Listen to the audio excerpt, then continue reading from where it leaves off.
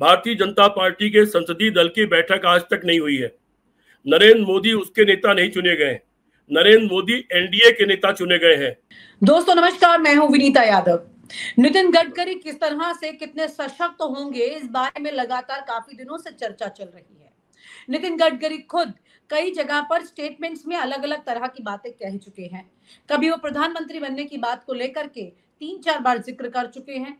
इसके अलावा भी वो अहंकार की बात खत्म हो, जो कि सेम लाइन मोहन भागवत ने कही थी, वैसी ही बात उन्होंने कह दी है कि अगर आपको विकास करना है तो पहले अहंकार खत्म करना होगा। इस तरह की तमाम बातें पिछले कुछ दिनों से नितिन गडकरी कर क्यों रहे हैं?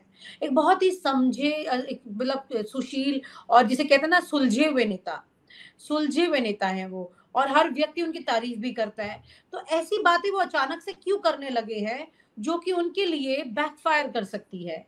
जो कि प्रधानमंत्री मोदी पर कोई भी नेता कुछ भी बोलता नहीं है। पिछले 10 साल में नितिन गडकरी भी अपने बारे में बात करते रहे, लेकिन अभी तक उन्होंने सामने टारगेट नहीं किया था। अब टारगेट भी करना शुरू कर दिया है। बड़ा सवाल यहाँ पर यह बनता है कि नितिन गडकरी आखिर कर क्या रहे हैं और पार्टी के अंदर चल क्या रहा है? कोई बड़ी चीज है या फिर ये सिर्फ महज एक चर्चा है? आइए बात करते हैं सीपी राय जी से। सर से चर्चा करते हुए इस बात को समझेंगे। सर, आपने पिछली चर्चा में कहा था नितिन गडकरी राष्ट्रीय अध्यक्ष बन सकते हैं, और अगर वो बने पार्टी के राष्ट्रीय अध्यक्ष तो बहुत सारी चीजें बदल सकते हैं, और ये भी क्या हो सकता है कि वो नितिन गडकरी नरेंद्र मोदी को ही बदल दें, मतलब पीएम पद पर ही व्यक्ति बदल दें।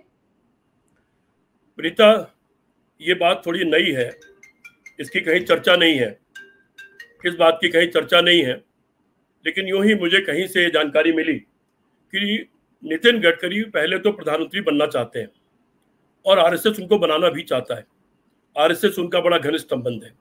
लेकिन नितिन गडकरी की भी विशेषता है कि इस पार्टी का चेहरा अकेले नितिन गडकरी हैं, जिनके बारे में लोग कहते हैं जो काम करना जानते हैं, जो लोकतांत्रिक तरीके से सरकार में शामिल है, जो विपक्ष की भी मान मर्यादा रखते हैं, जो विपक्ष के भी कामों को कर देते हैं, जो विपक्ष के लोगों से भी अच्छा सौहार्दपूर्ण संबंध रखते हैं।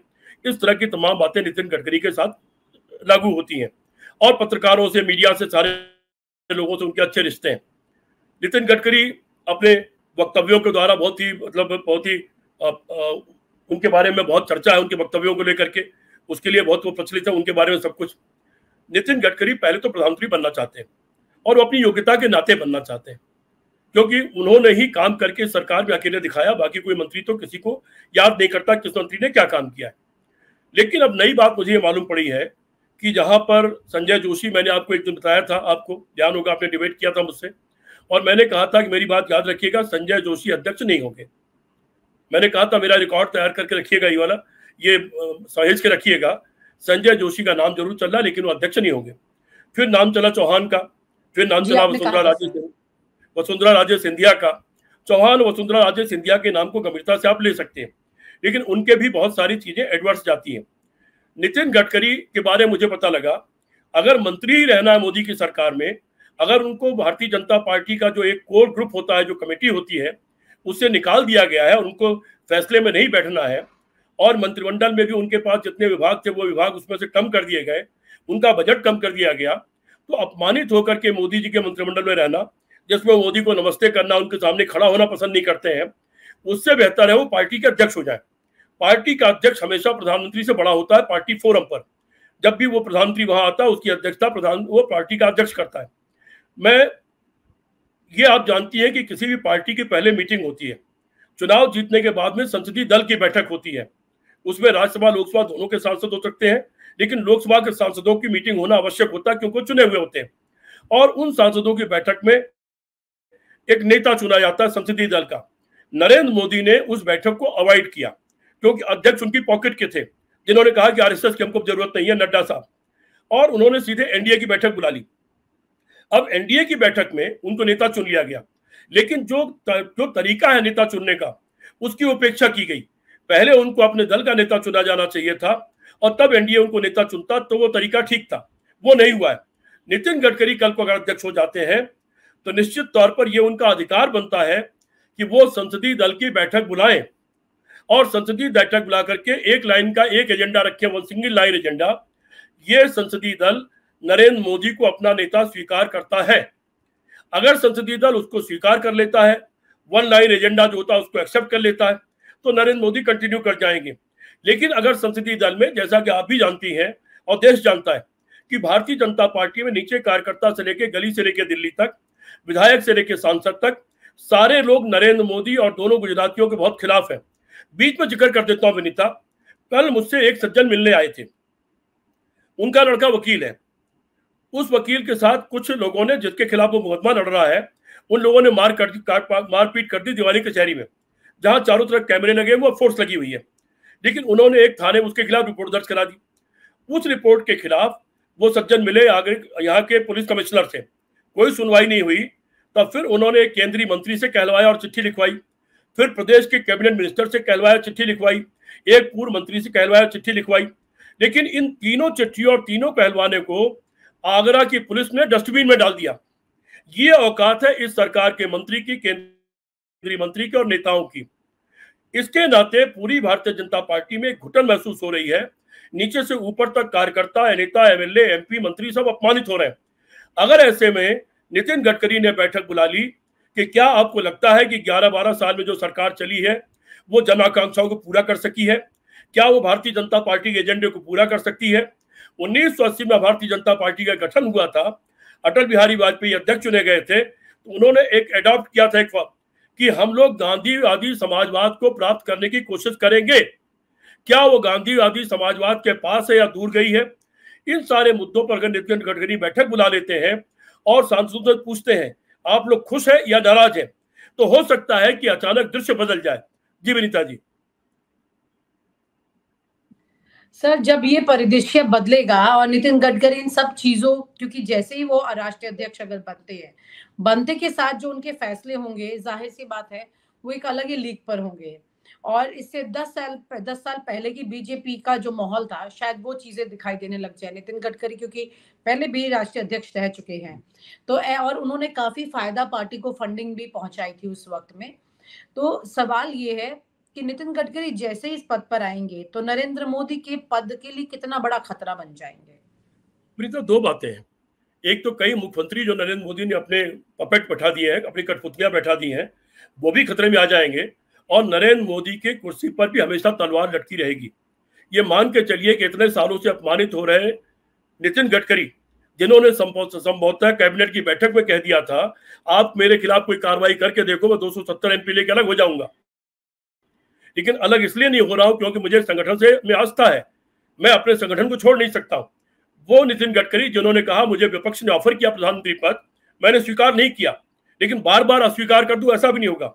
वो नितिन गडकरी अगर उनके खिलाफ किसी हद तक जा सकते हैं नरेंद्र मोदी, दोनों गुजराती, उनको कमेटी से निकाल सकते हैं, उनके मंत्रिमंडल छीन सकते हैं, उनका बजट कम कर सकते हैं, तो वो नितिन गडकरी भी इनको क्यों बख्शें?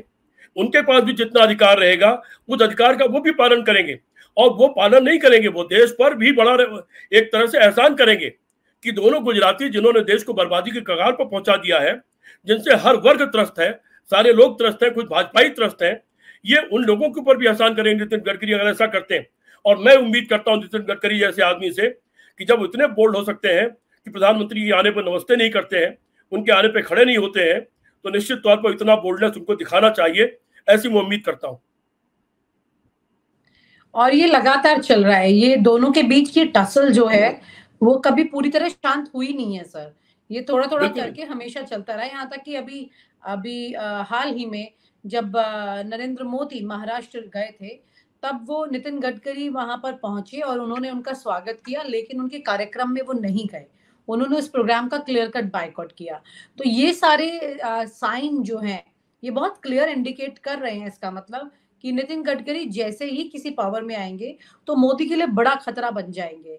तो मतलब इसको वाकई में क्या मोदी और शाह इतनी इजीली एक्सेप्ट कर लेंगे? विनीता, मजबूरी है। अगर 240 एमपी की जगह 300 होते तो नहीं एक्सेप्ट करते। अभी 240 एमपी है, 32 एमपी कम है, सीधे सीधे तलवार अटकी हुई है। और ये सरकार कहीं ना कहीं नायडू और नीतीश कुमार के बूते पर चल रही है और सहयोगियों के बूते पर चल रही है। सहयोगी हाथ खींचते तो सरकार निकल जाएगी। और ये तो सच है ना, आप किसी भी बीजेपी के नेता से, मंत्री से, केंद्रीय मंत्री से अकेले में बात कर लीजिए, 2-3-4 मंत्रियों को छोड़ करके आपको सब इन गुजरातियों को गाली देते हुए मिलेंगे ऑफ द रिकॉर्ड। जितने भी मंत्री हैं, जितने नेता हैं, वो इन गुजरातियों को गाली देते मिलेंगे। उनको मौका नहीं मिल रहा है। जो ही कोई एक लीड करने वाला आदमी, जो कई बार होता है कि आदमी चाहता तो है लेकिन कोई लीडर नहीं होता है या उसमें हिम्मत नहीं होती। जो ही एक नितिन गडकरी के कद का आदमी लीड करने के लिए आगे बढ़ेगा, आप देखेंगे कि अचानक भारतीय जनता पार्टी के अंदर एक विस्फोट हो जाएगा। और ये विस्फोट बहुत कुछ नुकसान पार्टी के अंदर करेगा, लेकिन क्या आपको लगता है कि विपक्ष के सामने भी पार्टी का एक बड़ा लॉस इसमें होगा? नहीं, नुकसान तो होना ही है। अगर इन लोगों को इनको पैदल कर दिया जाता है तो अचानक तो कोई बड़ा नेता बन नहीं जाएगा, और नितिन गडकरी हो सकता है कि फिर कहे कि अब मैं खुद प्रधानमंत्री बनना चाहता हूं, या किसी और को ये लोग तय करते हैं। वो परिस्थितियां बड़ी डिफरेंट होगी। राष्ट्रीय बिल्कुल हो सकता है। कोई ऐसा कह सकते हैं कि मैं ही प्रधानमंत्री क्यों नहीं कह सकते? वो उम्मीदवार बन सकते हैं, प्रस्तावित कर सकते हैं। नाम उनका संसदीय दल प्रस्तावित कर सकता है। वो नहीं प्रस्तावित करे, संसदीय दल का कोई नेता उनको नाम प्रस्तावित कर सकता है कि हम चाहते हैं नितिन गडकरी जी अध्यक्ष हो। ये कोई बहुत बड़ा काम नहीं है ये प्रधानमंत्री हो। और ऐसी परिस्थितियों में दो गुजरातियों ने जो 10-12 साल में कहर ढाया इस देश में, जो लोकतंत्र की हत्या की है, संस्थाओं की हत्या की है, कम से कम ये देश उससे बच जाएगा। कम से कम नितिन गडकरी जो कहते हैं कि अहंकार छोड़ना चाहिए, कम से कम वो अहंकार नहीं करेंगे। कम से कम नितिन गडकरी जो कहते हैं कि भाई लोगों, विपक्ष की भी मान मर्यादा रखनी चाहिए, कम से कम वो बच जाएगा। ये सारी परिस्थितियां बच जाएगी। दिमनीता, बिल्कुल सर, ये अपने आप में बहुत बड़ा एक परिस्थिति होगी, लेकिन उम्मीद ये है कि क्योंकि इन्होंने अभी तक अपने अध्यक्ष का चयन किया नहीं है, वो पेंडिंग चल रहा है, और आरएसएस द्वारा भी नितिन गडकरी वेल एक्सेप्टेबल हैं। लेकिन जो सबसे बड़ा विवाद है वो है नरेंद्र मोदी और अमित शाह का। क्या वो लोगों को प्रभावित नहीं करेंगे संगठन में, पार्टी में अध्यक्ष पद के चयन के दौरान? वो करेंगे। प्रधानमंत्री पद एक बड़ा ओहदा होता है, वो पूरी कोशिश करेंगे, और इसीलिए उन्होंने हरियाणा के चुनाव में सारे कर्म कर दिए जीतने के लिए, क्योंकि हरियाणा चुनाव हारते सीधे उनको अभी डेंट लग गया होता। और महाराष्ट्र के चुनाव के बाद भी मिल गया हमको अभी। नहीं, महाराष्ट्र के चुनाव के बाद वो बड़ा डेंट लगेगा, क्योंकि 90 सीट वाली 90 एमएलए वाली पार्टी सरकार, और 228 या 230 228 शायद एमएलए वहां पर, या 280, जितने भी, मुझे गलती उसकी याद नहीं है, लेकिन 200 से ज्यादा एमएलए वाला महाराष्ट्र, दोनों में जमीन आसमान का अंतर है। और मुंबई और महाराष्ट्र देश की आर्थिक राजधानी है, उसके खोने का अपना एक अर्थ है, और वहां से इनको बड़ा डेंट लगेगा, वहां से अपने आप ही कमजोर हो जाएंगे। सर, लेकिन यहाँ पर फिर महाराष्ट्र की चुनाव से पहले क्यों नहीं? क्योंकि नितिन गडकरी तो महाराष्ट्र से है, और अगर उससे पहले होगा तो वो इन्होंने टाइम बोरो कर लिया है कि अभी चूंकि चुनाव चल रहा है, 4 प्रदेश चुनाव हो जाने दीजिए, उसके बाद चीजें बदल देंगे। वो इन्होंने टाइम बोरो कर लिया, वो इन्होंने टाइम चुरा लिया है, अपने इन चुनाव के नाम पर चुरा लिया है, और उसको स्वीकार कर लिया गया है। तो मतलब लेकिन चूंकि महाराष्ट्र का चुनाव है, महाराष्ट्र के चुनाव को प्रभावित करने के नाम पर नितिन गडकरी को पहले भी बनाया जा सकता है।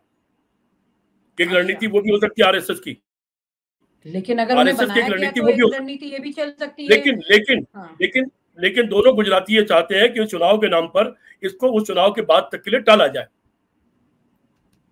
अच्छा, तो मतलब 288 सीटें जीतने का जो मतलब जीतने की जो कोशिश है, और अगर जीत लिया, इन्होंने कुछ काम किया इसमें, तो उसका सेहरा तो अपने सर बांधेंगे, फिर तो नितिन गडकरी को वैसे नहीं बनने देंगे सर। लेकिन जीतने नहीं जा रहे, महाराष्ट्र में किसी कंडीशन में नहीं जीतने जा रहे। कोई हालात नहीं कि महाराष्ट्र में चुनाव जीत सके। इंडिया भगदड़ मचने वाली है अभी। यानी कुल मिलाकर के इस वक्त बीजेपी के अंदर जितनी शांति दिखाई दे रही है, लोग सोच रहे हैं कि हरियाणा के बाद कुछ अच्छा हो गया है, ऐसा नहीं है, बल्कि अभी पहले से ही लोकसभा चुनाव का जो डैमेज है उसे हरियाणा कवर नहीं कर सकता है। ये बहुत सीधी सी बात है, और अगर वो कवर नहीं होता है तो यहाँ पर आरएसएस और तमाम बड़े नेता जो मोदी के एंटी लॉबी में है, वो अपना दबाव बनाए रखेंगे। वनिता, आप देखो ना, क्या इन्होंने जश्न मनाया कोई? क्या बड़ा, ये तो कूदने लगते हैं पूरे देश में, लेकिन आपने हरियाणा के बाद देखा कोई इन्होंने बहुत जश्न मनाया? जितना इनके चुनाव जीतने की चर्चा हुई, उससे ज्यादा चुनाव की बेईमानी की चर्चा हो गई है। वो उससे कई सैकड़ों हजारों गुना ज्यादा हो गई है। और कांग्रेस कैसे हार गई, इस पर पूरा देश बहुत चक्का है, किसी को विश्वास नहीं हो रहा है। ये इनकी सबसे बड़ी हार है। जी सर, लेकिन इसी के साथ एक इम्पॉर्टेंट चीज ये है कि बीजेपी जिन तमाम समीकरण को ध्यान में रखकर काम करती है, उस पर कांग्रेस को भी अलर्ट रहने की जरूरत है। बीजेपी में कमी देखकर कांग्रेस अपने दाग नहीं छिपा सकती है, उसको साफ करने पड़ेंगे। तभी वो आगे बढ़ पाएगी, क्योंकि आगे बढ़ने के लिए आपको खुद बेहतर करना पड़ेगा। दूसरे के कमजोरी का फायदा आप हमेशा नहीं उठा सकते। सुनीता, अभी मुझे ध्यान है कि जब पिछला चुनाव हुआ था राजस्थान, मध्य प्रदेश वगैरह वाला, लोकसभा वाला, तो उस वक्त राहुल गांधी ने कहा था कि कुछ लोग अपने लिए काम करते रहे। कल भी शायद एक कांग्रेस की मीटिंग हुई है, उसके बाद भी राहुल गांधी ने एक बयान दिया कि कुछ लोग पार्टी के बजाय अपने लिए काम करते रहे। राहुल गांधी उसको जान गए, उस कमजोरी को भी शायद समझ गए हैं, और मुझे लगता है कि वो कमजोरी अब महाराष्ट्र और झारखंड में देखने को नहीं मिलेगी। वो शायद थोड़ा सख्त होने जा रहे हैं, ऐसा मुझे कुछ जानकारी मिली है। जी, क्योंकि उन्होंने अभी अपनी जांच की बैठक बिठा दी है, जो कि अक्सर बिठाई जाती है चुनाव की हार के बाद। लेकिन ये राहुल गांधी की ये वाली बैठक कितनी डिफरेंट होगी वो देखना होगा, क्योंकि राहुल गांधी जितने नए अलग अंदाज में दिख रहे हो, उतने अलग उनके फैसले होंगे, तभी लोग इंप्रेस हो पाएंगे। Thank you so much sir, thank you so much sir. और आप हमसे जुड़े रहने के लिए सब्सक्राइब करें YouTube पर, फॉलो करें Twitter पर और लाइक करें Facebook पर। और ज्यादा जानकारी के लिए आपको टाइप करना होगा सिर्फ न्यूज़ नशा।